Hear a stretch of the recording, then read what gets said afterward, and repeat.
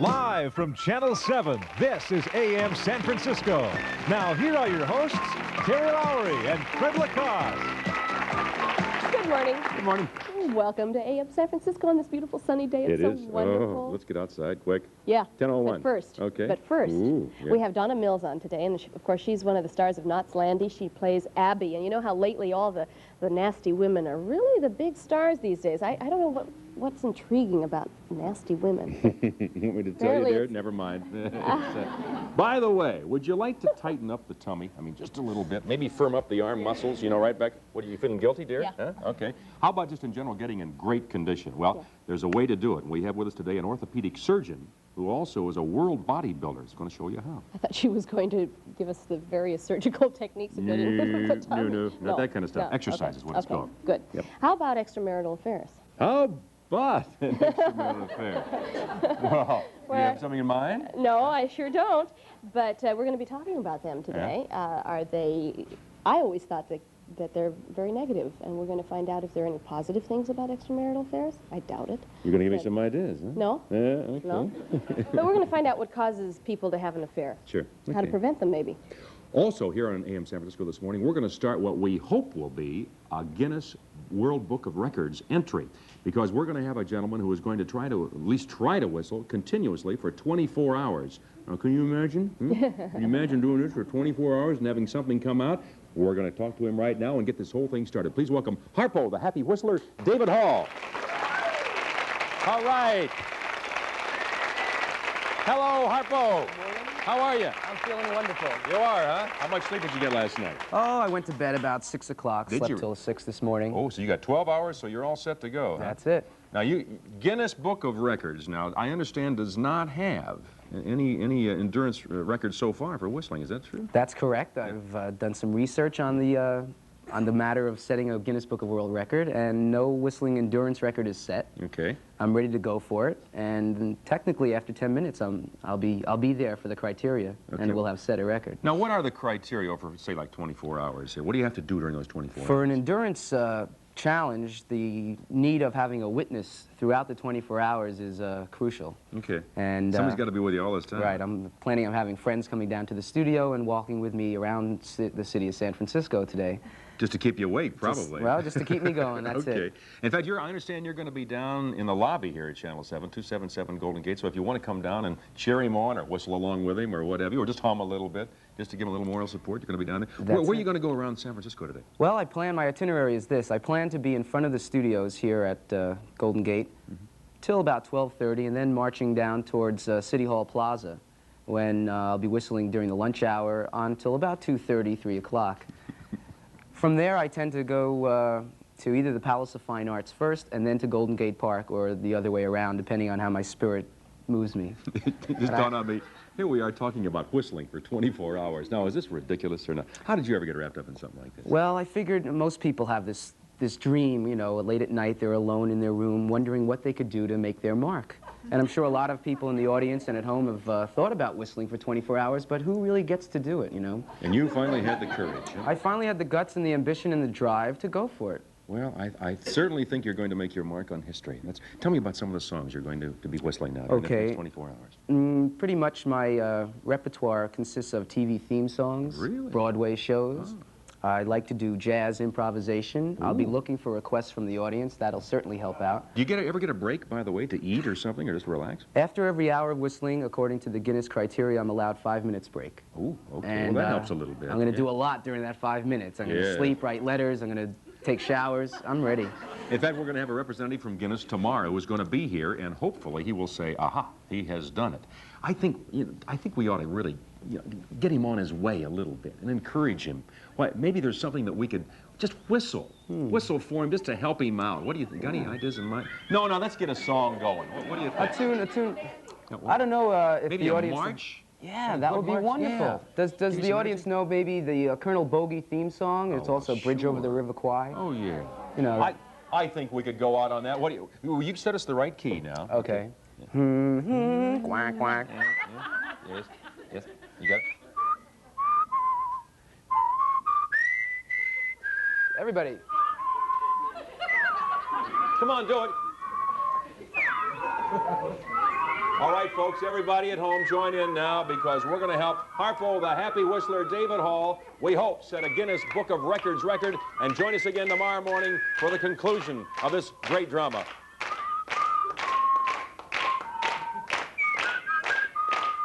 Come on, you're chicken.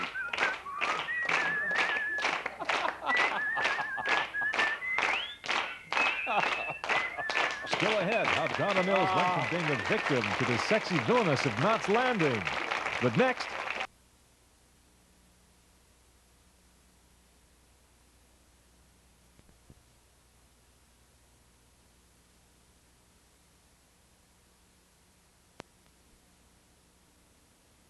And of course, it lasted for 60 seconds, and a 60-second commercial here, but you had one that was much longer. Yes, the biggest domino topple is 255,387. Oh, my and it was Lord. done in Japan. Yeah. And we, in fact, triggered it from our office by telephone in London on a relay. And there they are, rippling down, and it took 14 days to set them up. And let's go, that lays an egg. All right. And now, why was this done? Was it done as a promotion? No, it was done just as a record. It's a real fun thing. It was done at Hakone in Japan in August 1981. And how long did it last total? Oh, it went on for 17 minutes, I think, yes. Isn't that amazing? Oh, that is amazing. Well, now, you know, a lot of people, have, of course, have bought these books over the years. How much do you change in each book?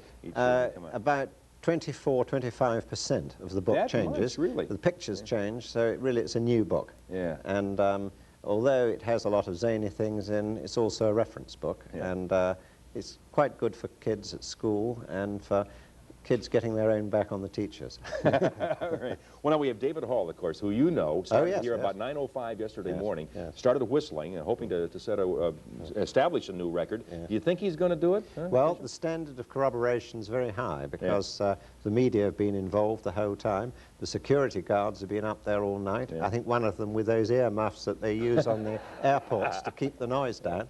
And they've got a proper logbook, a chart with all the signatures, and I'm very impressed with the standard of invigilation. So I think that he's going to make an inaugural record. Well, we'll see. We've got 24 hours, 17 minutes, and 24 hours and 18 minutes right now. Yeah. We're going to have David on here at the end of the show, and we'll make darn sure that you make it official, okay? Right. I'm pleased to do that. Good. Norris, thank you very much for being with us. Again, Norris McWhirter with the Guinness Book of World Records. Stay with us, folks. We'll be right back.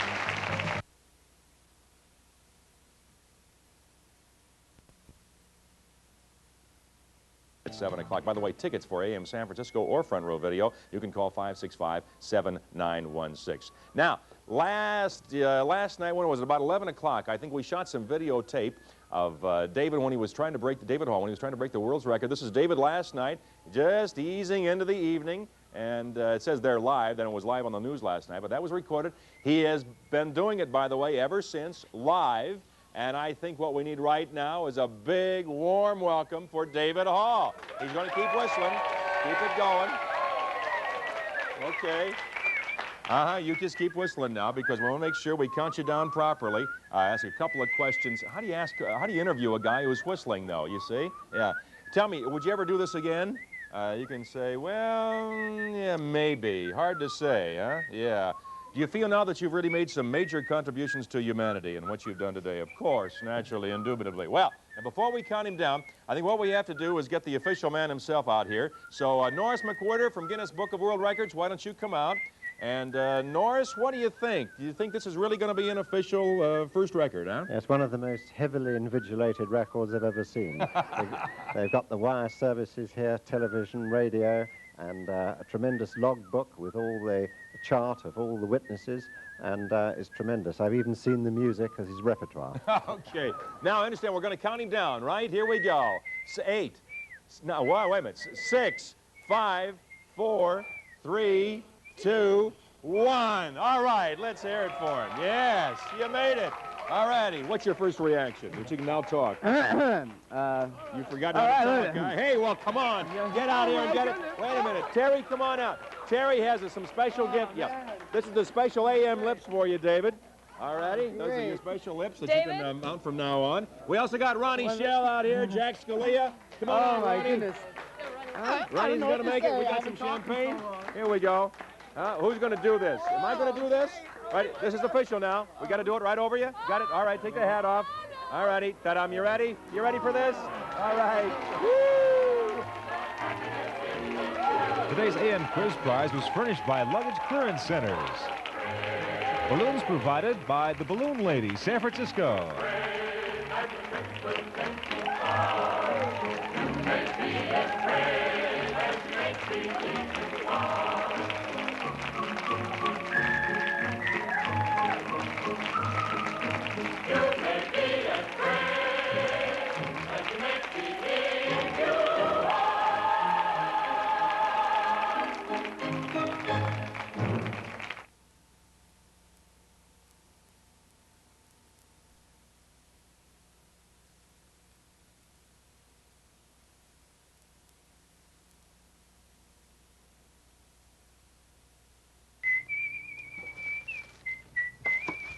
Dave Hall calls himself the human flute. We all have an instrument built into our system, and that's what I consider whistling to be.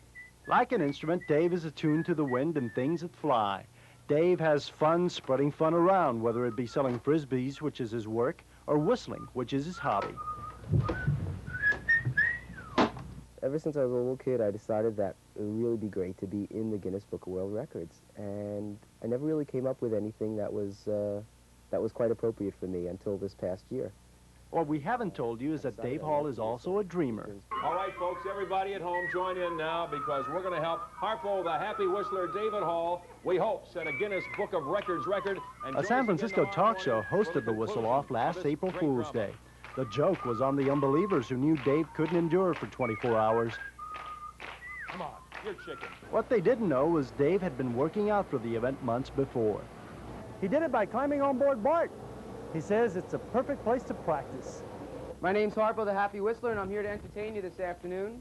He looks like a cosmic Harpo, except this Harpo talks, whistles, and travels with his audience. Some remain uninspired, others are simply blown away. People are looking for something exciting to happen on the train because it's usually just a sterile environment of, you know, business as usual. And there's just something about the sound that's so delightful, I feel, that it turns people on.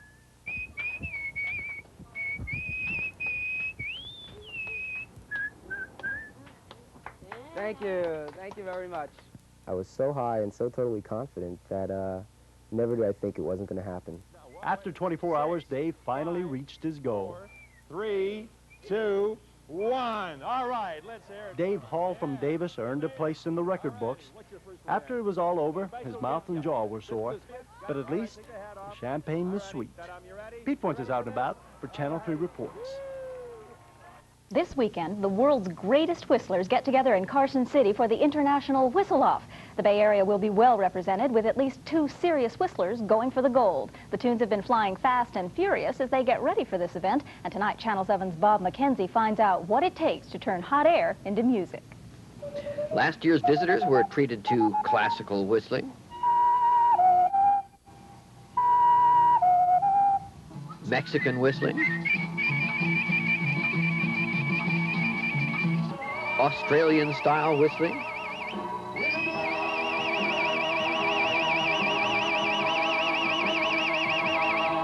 whistling Arkansas style,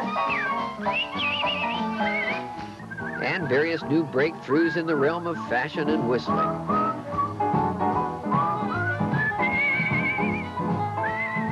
For this weekend's event, the champ is in training, doing a little road work with his dog in Golden Gate Park. Irving Cohen, as national whistling champion, is quite serious about defending his title. But what's this? Why, it's that upstart young challenger, Dave Hall. They're heading toward each other. This could be an ugly scene. Now wait, hold it, stop guys. Now before you have a whistle off right here in the park and cause a scene, maybe we better sit down and talk this over, okay? Come on. David, you got a kind of a happy whistling style. What kind of stuff do you like to whistle? Well, basically, I love doing popular TV theme songs. I really like the, you know, the cartoon series, Bugs Bunny and Magilla Gorilla and Casper the Friendly Ghost. Songs for kids, songs for people that feel like kids. Do one, see if I get it. All right, let's see if you know this one.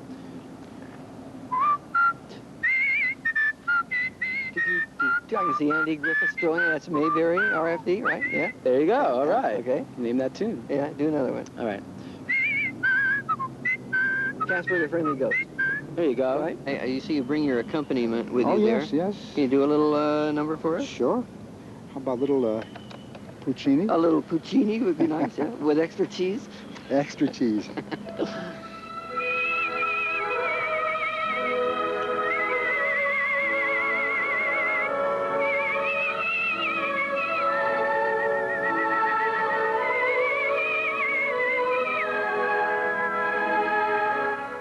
One thing about whistling, it's impossible to feel rotten while doing it. In Golden Gate Park, Bob McKenzie, Channel 7 News. Well, we hope that gets your weekend off to a good start. Thanks for being with us. Good night. Good night.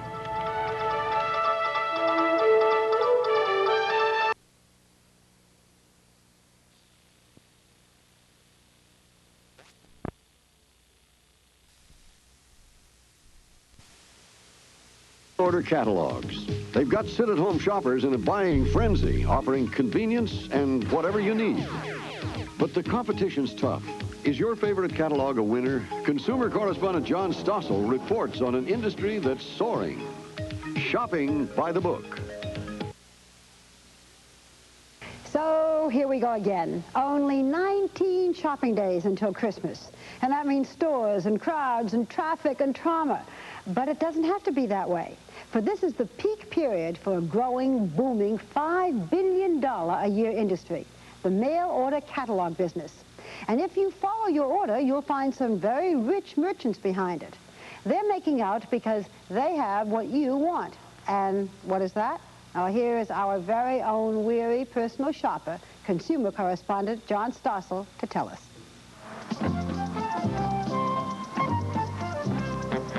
I don't know about you, but I hate to shop. First, you got to fight the traffic. Then, just try to find a place to park.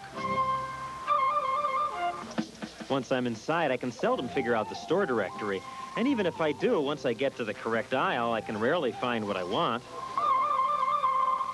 Then you have to wait in line. Then you have to haul all this stuff home. There is an alternative. I can sit at home and shop without ever leaving the rocking chair. In the past month, I've received some 40 catalogs. They'll sell me just about anything. All you have to do is send in this order form or call them up. Most of these companies have 800 numbers. And a few days later, you get a package in the mail. Sort of like receiving a gift. A lot of people must like shopping this way because the catalog business is booming. It's growing twice as fast as the retail business. And convenience isn't the only reason. The number one reason for the growth of the catalog business is the increase in the percentage of women in the workforce in our country today. More than half the mothers of school-aged children are working. In 7 out of 10 households, nobody's home during the day to do the shopping. And in effect, what's happened is catalog buying has become a necessary alternative for today's modern American woman. It started a little over 100 years ago. Montgomery Ward, Spiegel, and Sears were the first. The big sellers were things like stoves, carriages, and this Granger hat. Most of the buyers were farmers and other people who lived in the country and had difficulty getting into town to buy at stores. These general store-like catalogs, therefore, did very well, year after year, until recently. This year, Montgomery Ward announced it'll shut down its catalog business. What happened at Montgomery Ward is they didn't change with the times. They remained a big general catalog and didn't recognize early enough the changing direction of the catalog business to the specialty catalog. The specialty catalog. Well, that's certainly what I've been getting in the mail. This one sells just plants. This one sells just music boxes. Schultz's Cheese House in Beaver Dam, Wisconsin wants to sell me sausage and cheese. This one is supposed to be just for the oil and gas industry, For $3,000, they'll sell you an antique gas pump. Wonder how they mail it to you. Marketing experts say people like these specialty catalogs because it makes you feel confident. You think that if they specialize in just these products, they must really know their products. And in fact, most of the catalog business today is not done by Sears and J.C. Penney. 80% of the business is specialty work. Let's look at some of the most successful, starting with Banana Republic.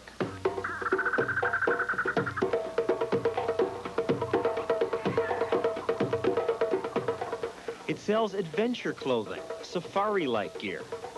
The founders are Mel and Patricia Ziegler. He was a writer, she was an illustrator, and both happen to like wearing clothes like these.